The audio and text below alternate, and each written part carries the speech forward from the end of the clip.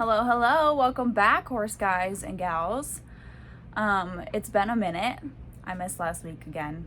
But we're here on the weekend today, and I personally have been sitting in my bed all day long because two of my three plans were canceled for today. I was supposed to have a client horse come early this morning, and that's been postponed. And I was also supposed to go trail riding with a friend today, and we postponed that as well because the wind has been just absolutely outrageous today.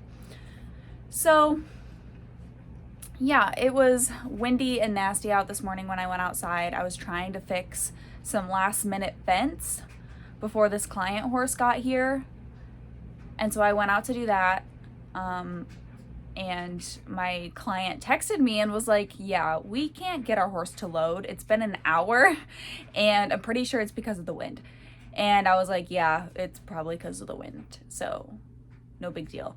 So one of those rough days with wind and horses, but yeah, so I've been sitting in my bed all day long and I was like, I missed this week's podcast episode, so I'm just going to jump on and do one. Why not? Yeah, so here we are. Happy Saturday. I'm just going to check to make sure my mic's working because I don't know why the light has gone out on my microphone and doesn't turn on anymore. So I'm just going to make sure it's working quick.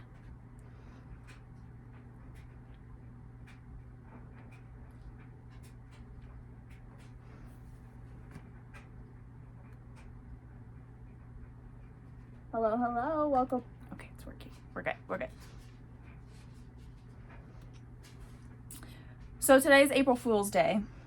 As I'm filming this, I'm sure this will probably be up today, so happy April Fool's Day. If you guys do anything for April Fool's Day, I have literally never done anything in my life. I've never cared about who created April Fool's Day? What is the point in it? I've never, where did it originate from? Does anybody know? I've never heard of anything, but yeah, I've never cared in my entire life, never done anything. But if anybody has the funniest thing you've ever done on April Fool's Day, let me know down below because I'd love to know if there's people out there that do take it seriously because nobody in my life does. But here it is. So happy April 1st. This is another one of those episodes that I don't really have anything planned for today. I just wanted to jump on here and chat and hang out. So I don't have any topics in particular I wanted to cover, but I did see something on Facebook the other day. So I don't know if you guys saw this or not. But I thought it was kind of relevant to my channel and kind of my content because a lot of my content is a very natural horsemanship, putting the horse first, taking things at the horse's pace, etc. So if you guys have been here for a while, you kind of know that that's my thing.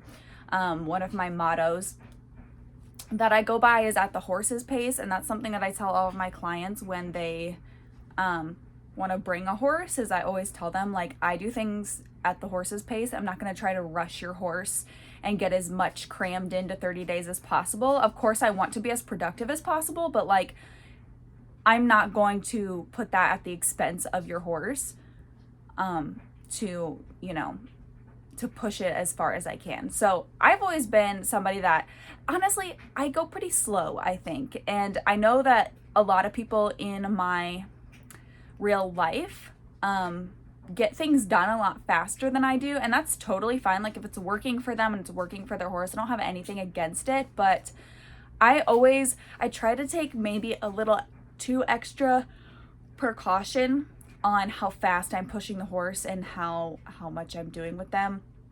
My project horses usually stay with me for months, if not years, because I want to make sure that I am setting up the horse as successfully as I can and I'm doing things appropriately and doing them in my best ability. So sometimes cramming that into 30 days can be really tough, especially if I'm in a rut or I'm really frustrated with this horse and I don't exactly know where to go from there, or maybe we're just in a tough spot. I can put them away for a couple days and I'll come back in a couple days and we'll will try to, maybe I think about it a little bit more, or I research a little bit more. I ask some people, instead of trying to rush the process to get my money's worth. So yeah, I had a project horse last year, if you guys remember, Dolly. And Dolly I had for 6 months or something like that. And that was probably the fastest project I ever had, although she was pretty much just a refresh project. She was already broken. I was just like basically re-breaking her out or refreshing her. Oh gosh, there's a hair on the mic. Hold on. So I had her for 6 months. And then my current project horse, I think will go pretty quick as well because she was already broke. But my other two, I have 3 current project horses, I guess. My other 2 projects, Hazel and Oakley, I know that they're going to take a while. Especially because I don't work in the winter time.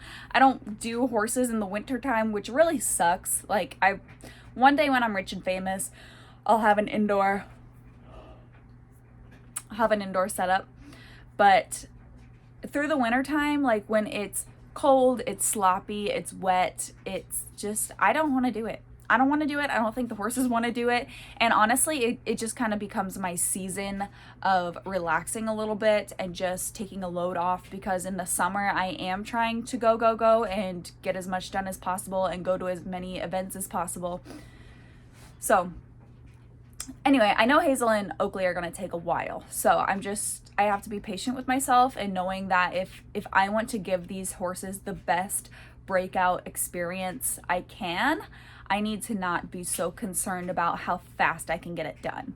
So anyway, the point of this whole spiel was J.R. Robles. And I don't know if you guys saw this. I saw it on Facebook the other day, but this video came up on Facebook, and I'm just going to read you the caption quick.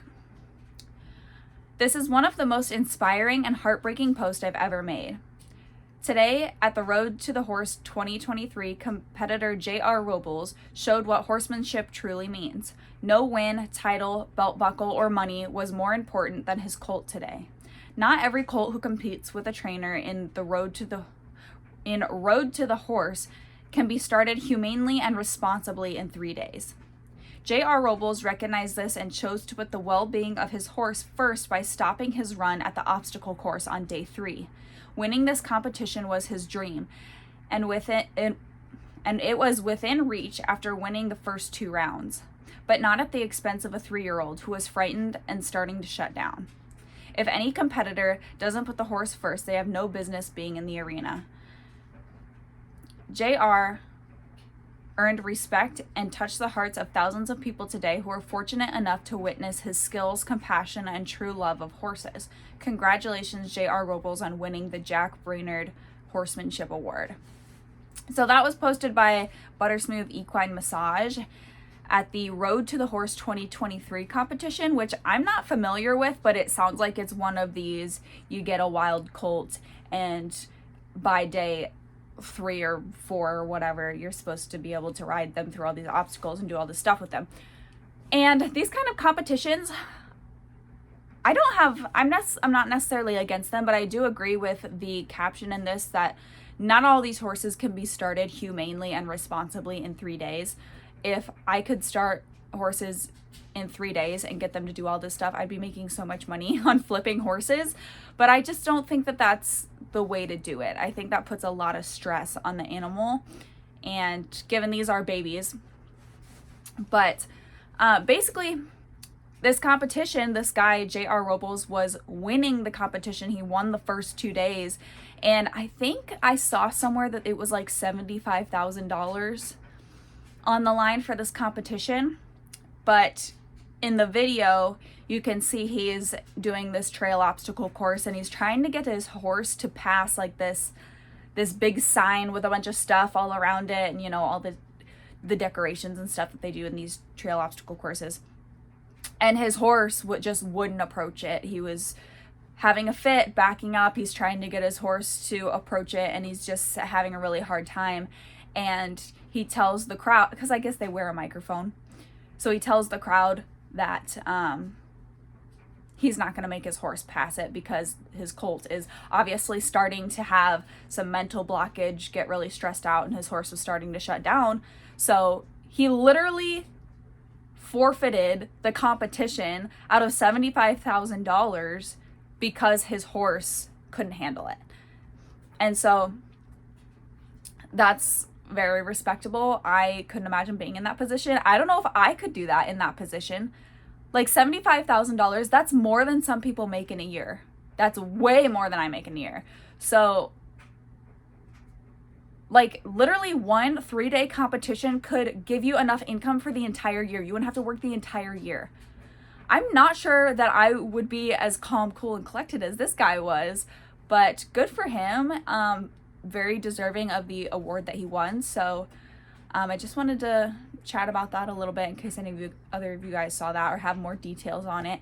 I just saw it being posted around on Facebook and, you know, wanted to applaud the guy. So good for him. And, you know, hopefully him and his colt can go a long way at whatever pace his colt needs to go at. So anywho, that's about all I have for like current events. Sorry. But hopefully you guys, I don't know if it was just the Midwest or like all of the US, but hopefully everybody listening didn't suffer too much damage from these storms that went through this Friday. Luckily I didn't sustain any damage here at home. My hometown had 2 tornadoes around it. So that was pretty crazy. I know that there is a lot of damage in like the Iowa City areas and stuff like that. So I know you guys are probably not from Iowa, but it kind of swept the whole Midwest. So hopefully anybody that experienced these storms is safe and is doing well. But I wanted to talk a little bit about like preparing your horses for these types of storms, because a lot of people don't really know what to do in these situations, especially like people like me that don't have a big barn or anything. We don't have stalls to put the horses in. We don't have anything. So my horses all live outside. And there was like chances of hail yesterday, which we didn't get any hail, but they kept saying that there was going to be hail, like 2-inch golf ball sized hail. So that's really scary, especially with horses living outside. And so I just want to talk a little bit about it. I have a lot of new horse owners that watch my content. I have a lot of upcoming horse owners that, you know, are trying to research things. But how do you prepare horses? Oh my God. Sorry, there's my yawning. How do you prepare horses for severe weather during the summer or during the winter? So in the winter time, luckily Iowa sustains maybe like 1 or 2 really bad snowstorms a year. And this year, I think we only had 1 that was really, really bad. So this year I actually took chance to a friend of mine, because at my old barn we had stalls and it was a heated barn and stuff like that. I put Chance in the non-heated portion, but she let me bring him for a few days because I was really worried about him with the level of cold that we were going to be experiencing. I think it was like -40, -50 degree temperatures, which we've experienced before, but I've never had a colt in this situation, especially one like Chance that is a rescue. And at the time, he was still not fully muscled out. He's, you know, even still now, he's not fully muscled out. He's still catching up. He's still way smaller than he should be. And he's just a small little frail guy. So I was worried about him just being outside or being in my livestock trailer. Because if you guys haven't been watching my vlogs since I got him, I normally put him in my livestock trailer when we get really bad weather, because my livestock trailer is plenty big for him. And the little pen that he's in right now, because he's in his own pen, doesn't have a shelter yet. I haven't built one. I haven't bought one. So for now, so that he doesn't have to just be out in the elements, I put him in my trailer.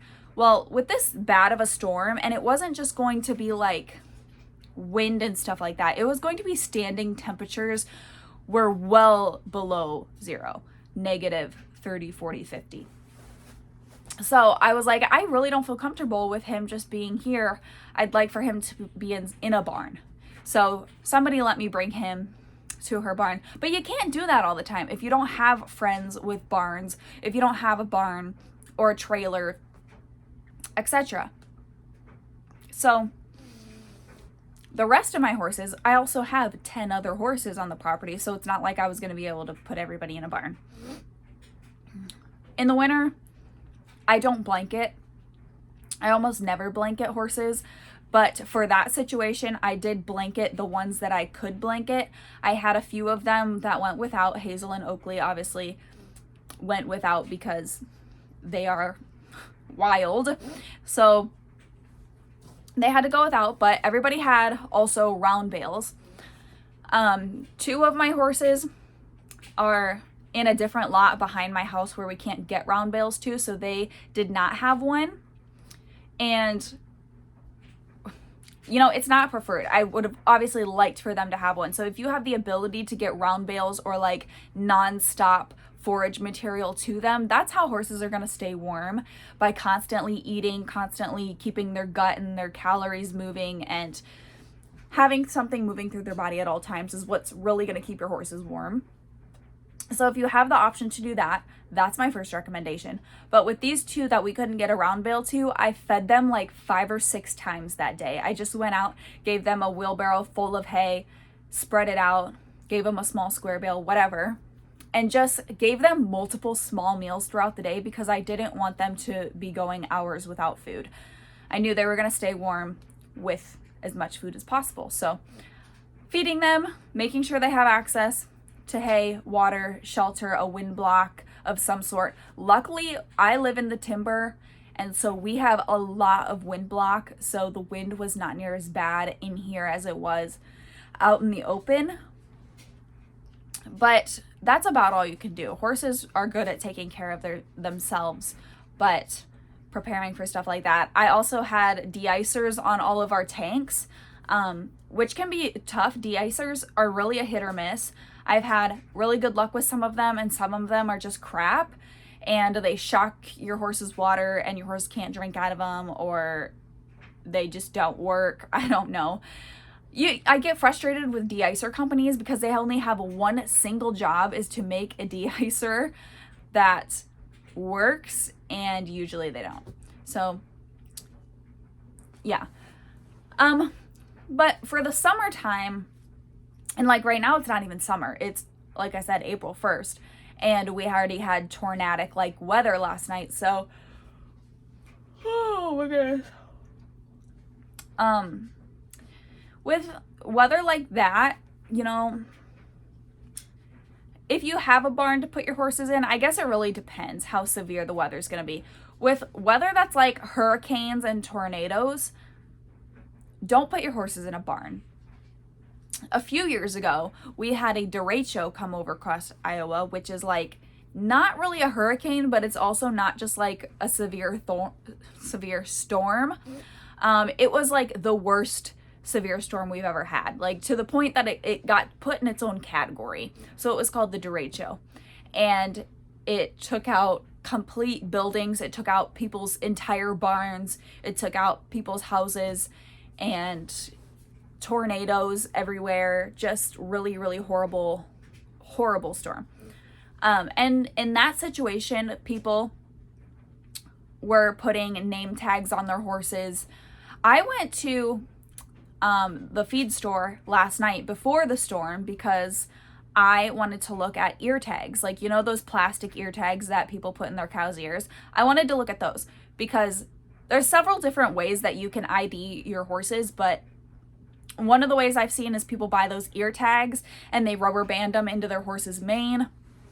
I've seen people buy those paint sticks and just paint their phone number onto their horse, or paint it on their horse's hooves, or whatever. So I went to the feed store last night to look at those name tags, or the ear tags. They're like $30 for a package of 10 or something.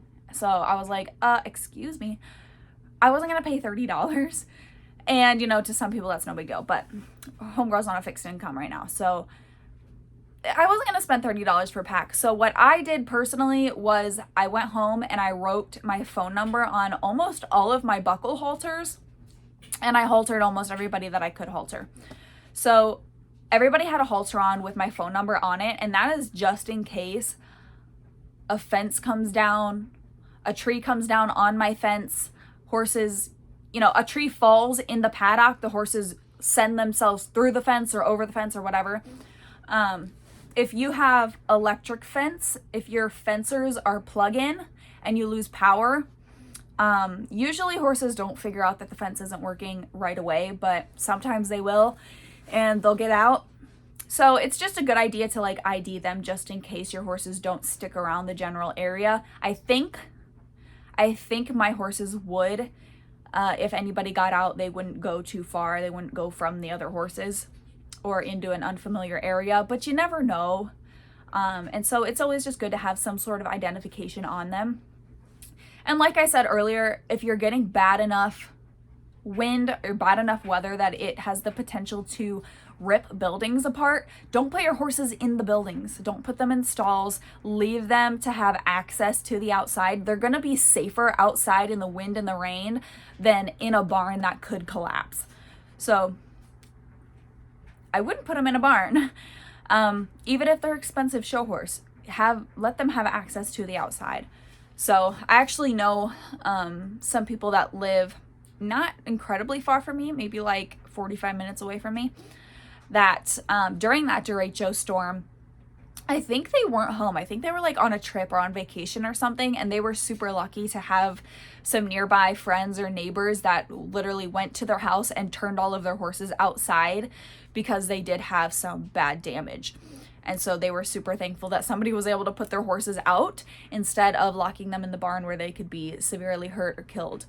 So don't lock them up. I know it's like your instinct. You want to protect them and you want them to be comfy and cozy inside, but it's not the safest place. It's just like putting yourself in a house above ground. If there's a tornado coming over, you're not safe in your house above ground.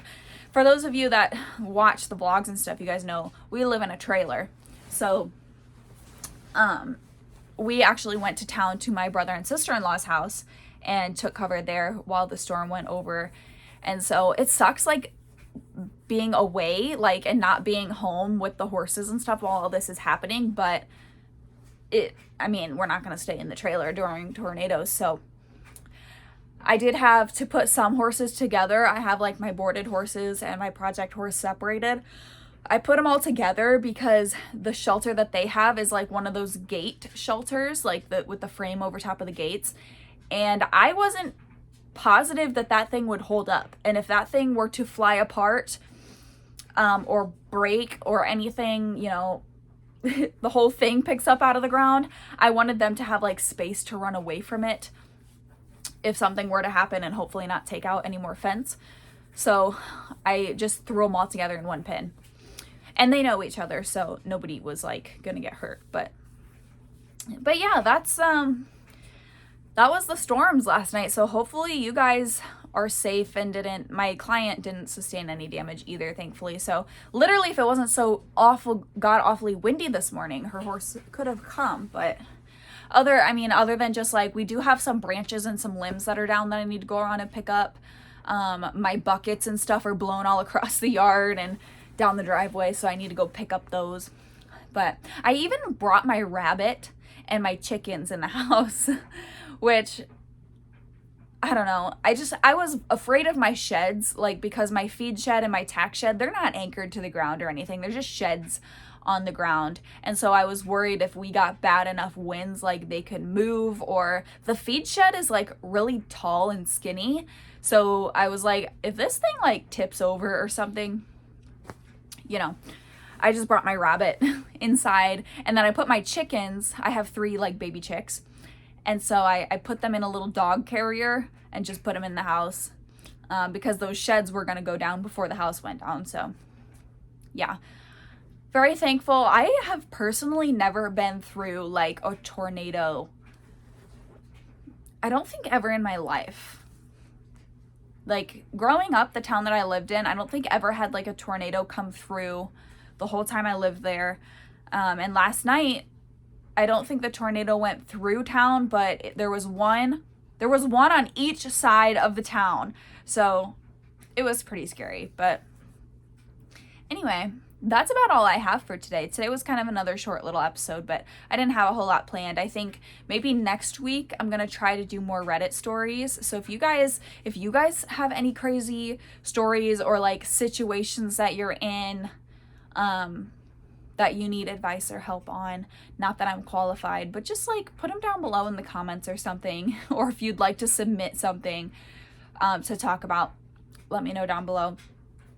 But this afternoon I actually got a second job. So I'm currently going to be working 3 different jobs between my morning job, my horse training stuff this summer, and I just got another like evening type job at an axe throwing place. So I'm really excited. The people that like run the place seem pretty cool, but I've never worked at like an arcade or like an axe throwing type bar situation, so that'll be really fun. I hope. They also have like smash rooms and stuff like that, but yeah, I need to go in there in a couple hours to start my paperwork and stuff. So I'm really hoping now, with getting another secondary job and like having some client horses this summer, that I'll be able to really start to put improvements on the property, and like invest in some different stuff. I don't really totally know what yet, but just improving everything, getting some other shelters, other sheds and buildings and stuff like that. So we'll see what happens, but thanks guys so much for listening. Let me know if you have any recommendations down below. Let me know what you want to see, any topics you want to talk about, and I will see you guys next week.